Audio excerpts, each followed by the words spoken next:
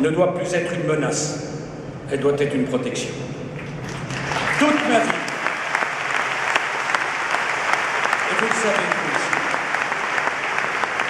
toute ma vie j'ai cru en l'Europe. Toute ma vie j'ai voté pour l'Europe. Toute ma vie j'ai défendu l'Europe.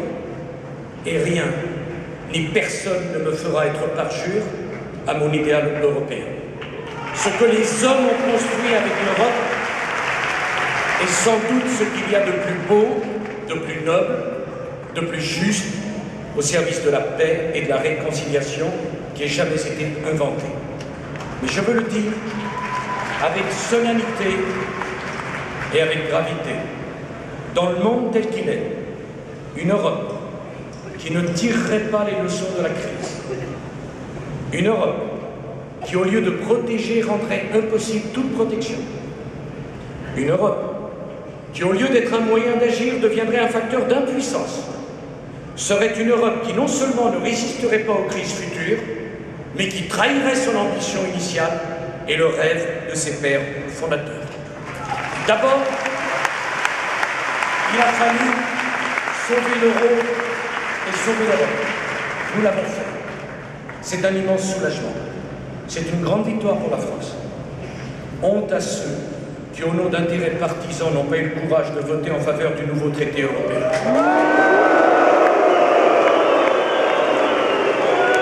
Que disent-ils aujourd'hui aux Français, alors que la crise grecque est derrière nous? Refusent-ils toujours les choix de la France, au seul motif qu'il leur faudrait être contre le président de la République? Renier à ce point son idéal européen, c'est simplement indigne. Alors maintenant, pour les Européens que nous sommes, nous attend une tâche absolument immense: changer l'Europe. L'Europe ne peut pas être la seule région du monde à si mal faire respecter ses frontières. L'Europe ne peut pas être la seule région du monde à si peu défendre ses intérêts. L'Europe ne peut pas être la seule région du monde à ignorer à ce point les angoisses de ses citoyens. Une Europe qui ne défendrait pas ses frontières, ses intérêts, ses citoyens.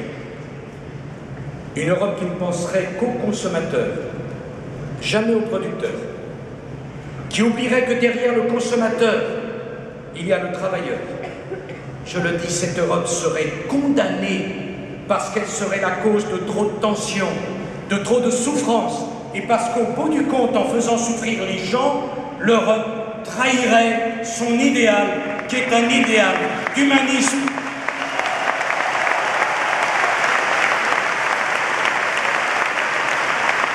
Je vais aller plus loin,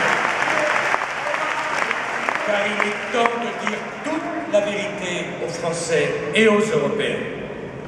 Si la France a choisi d'exercer sa souveraineté